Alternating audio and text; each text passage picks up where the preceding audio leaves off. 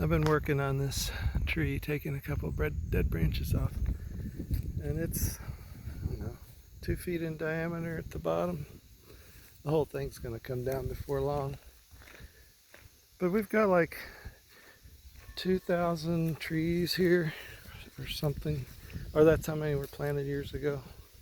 I saw pictures when this was just fields, and in '86, 40 years ago, somebody planted all these trees.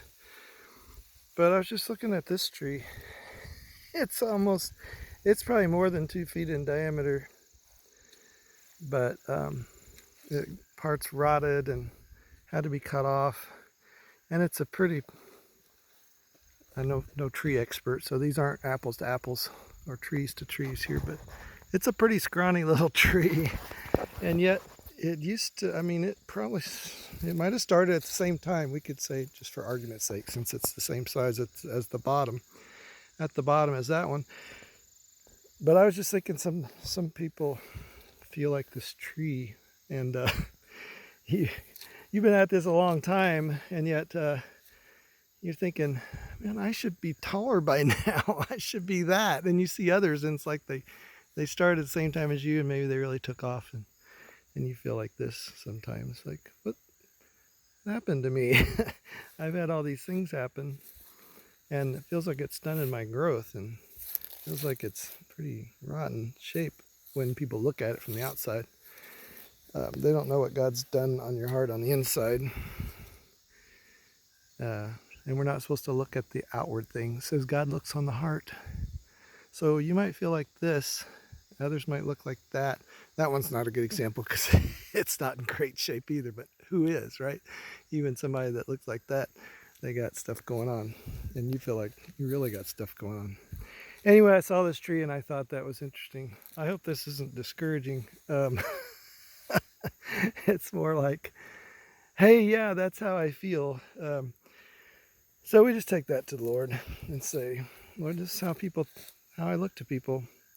But I'm pretty sure that I don't just look like that to you. I think I look like that one or that one. Monstrous. That's our identity, who we really are. Even though to the world we might look like this. You might be one of those hidden, nameless, faceless ones. It's all hands on deck in the coming days.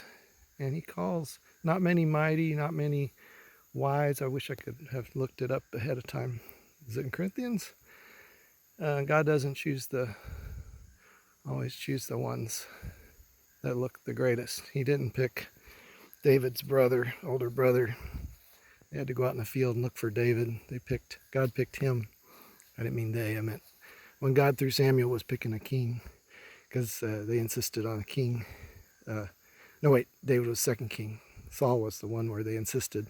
He didn't work out so good, so God said, I've rejected Saul. Go and find David, or go and anoint someone else at the house of Jesse. And they had to go out in the field and find the scrawniest of all the kids. And Samuel anointed him as king. As he looked at the older brothers, God said, the Lord hasn't chosen this. Or God told him that he wasn't the one, and Samuel told David's dad, not Eli, Jesse, that nope, the Lord hasn't chosen this one either. Don't you have any more sons? So they went out and found David. I wasn't even planning on talking about David when I decided to make this little video. Anyway, you get the gist. God bless you.